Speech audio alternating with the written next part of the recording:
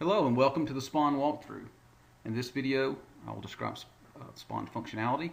I'll spawn a new PI or process instance in the portal and describe considerations for using Spawn. So let's start with the basic business case.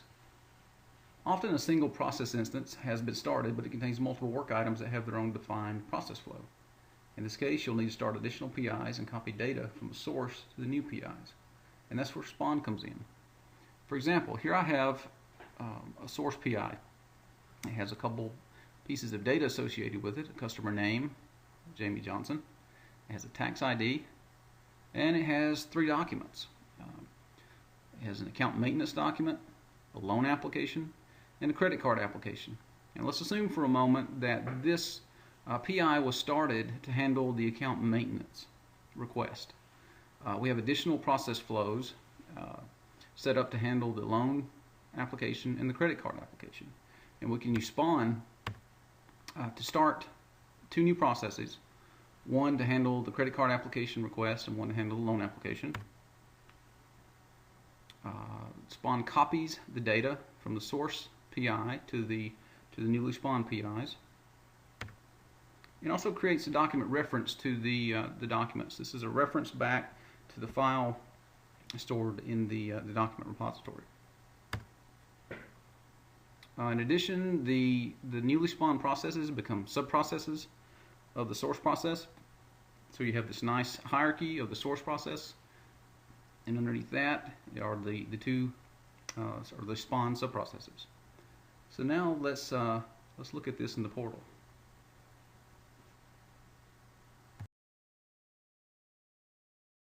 So I've logged into the portal and I've activated an activity that is part of the new business loans process. And as you can see, it has some data. It's got customer first and last name, account number, customer middle name, tax ID. Someone has marked this as being in good order. It's got several documents. We have a business loan application, a business license, a financial report, a tax return, and a driver's license. So let's do a little additional research. We will click our process documents, see if there are any additional documents associated with this request. It looks like there are. So in addition to the document data, we have an account maintenance form and a credit card application. So in addition to the new business loan application, this customer looks like has also requested some work to be done on an existing account with this account maintenance form, and also would like to open a new credit card. So these two requests should be handled through separate process workflows. So what we can do is use our Spawn functionality to start new process instances to handle these two requests. So let's close the documents, and we'll click the Spawn process icon to spawn our new processes. And we needed one for account maintenance and also one for new credit cards. The list that's showing up here is the list of processes that the logged in user has permissions to start, and this is controlled by manual trigger within the model, just as any other trigger. Okay, so I've selected the two processes. I'm going to click OK.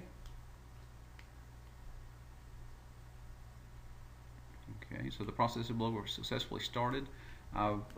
This is confirmation, and also it asks me if I would like to view the spawned activities. If I say yes, I get a work list of these spawned activities. And this is just like any other work list. I can click the activity name and actually activate the activities, or I can come over here and click the process details to launch process details for the process. So let's click the process details.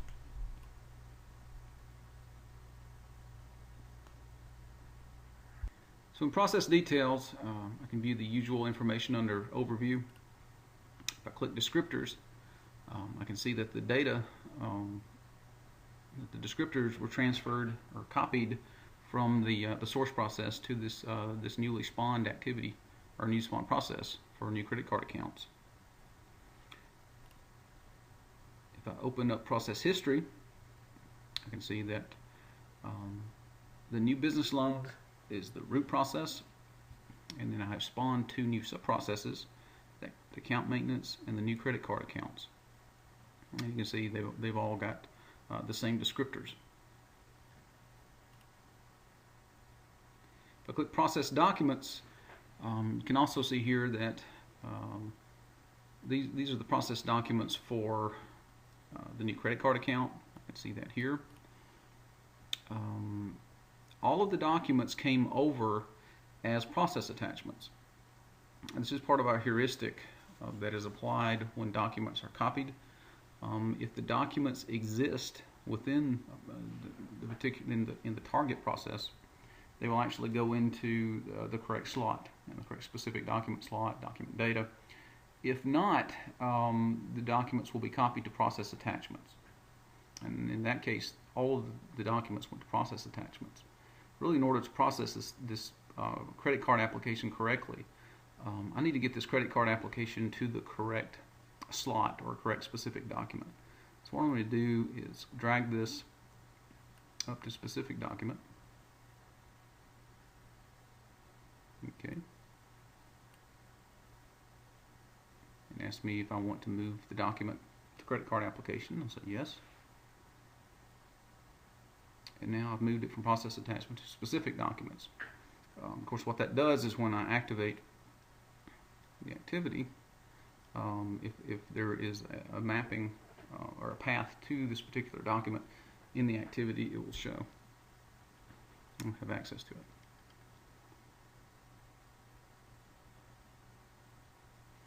Okay, so let's go back to our work list. And I will now activate the first activity in the for the credit card application. Here you'll see all the data came over with the Jamie Johnson customer name, account number, and the credit card application is now a document data, and it appears this after I reclassified it. And if I look at the process drop list, again you see all the documents. Same is true if I go to the account maintenance and I activate the account maintenance. Here you see that the account maintenance form is in the correct location. The document data is filled. This is because the account maintenance form, the source process had an account maintenance form, and when it was copied over, we knew what to do with it. It went right into the account maintenance form slot. All the other documents are now process attachments. Okay. So some considerations for working with Spawn. Spawn PIs are started in the same model version as the source PI. So keep this in mind when working with process instances that were started in an older deployment of a model. As we've seen in the walkthrough, Spawn PIs become subprocesses of the source PI. The data is copied from the source PI where that same data exists in the target. If that same data does not exist in the target, the data will not be copied. There's a slight twist on this when, as it applies to document data.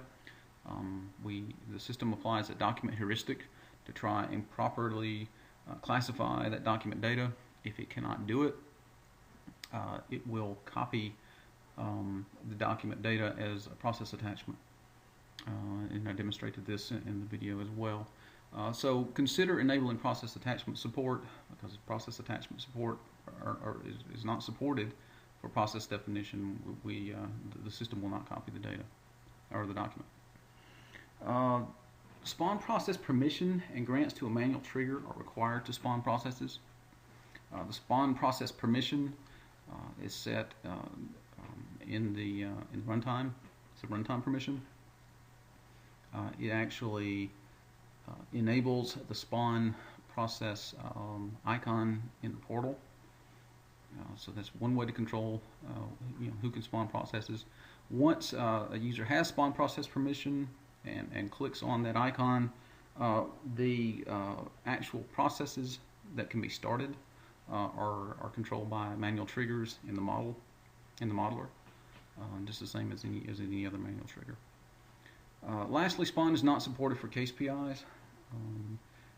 The case functionality is discussed in a different video. This concludes our walkthrough of Spawn functionality.